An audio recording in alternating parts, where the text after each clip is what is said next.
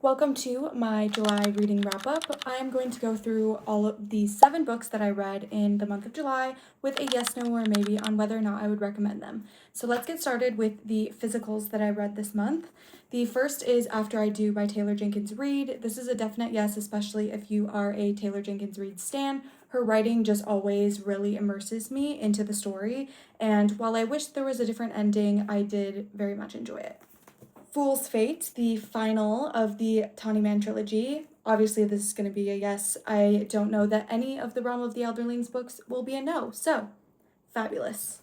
I finally got to Phoebe Berman, and I would definitely recommend this as well. I absolutely loved the anxiety representation of this, and there were a lot of funny, not necessarily laugh out loud, but just chuckling to myself moments. Very cute, and I am so happy for Brooke for writing this. If you've listened to their podcast, I feel like Brooke herself really comes out in this, which I love. There's kind of some references that have been made from the podcast that I picked up on in here, so that made it even more enjoyable. I also read Serpent's Throne, which just came out in July, and that is the third and final of the Bloodlines trilogy. And I would say yes, if you've read the series, obviously finish it off, but it was my least favorite of the 3 books, definitely, and that was a little disappointing, but it was nice to have everything finally wrapped up.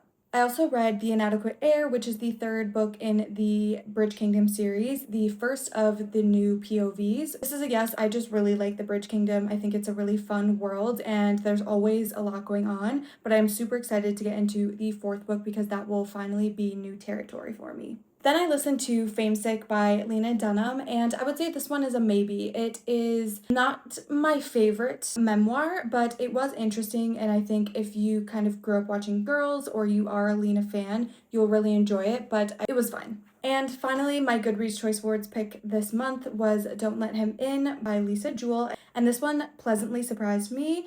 If you've been here for a while, you'll know I'm really picky about thrillers. They can really be hit or miss for me, and I really enjoyed this one. I thought it was a little bit more unique as far as the plot and very, very hateable character, more than most I've read in quite a while. So if you love a thriller and you haven't read that one, I would definitely recommend that, and I'm looking forward to getting into some more of her books because she has quite a few. Those are the books that I read in July, a little bit short of my goal, but I was at home enjoying company with my family, so it's all good there, and I'm excited for a new month of reading this August. So do let me know what your favorite read of July was. I'd love to know in case I need to add more to my TBR.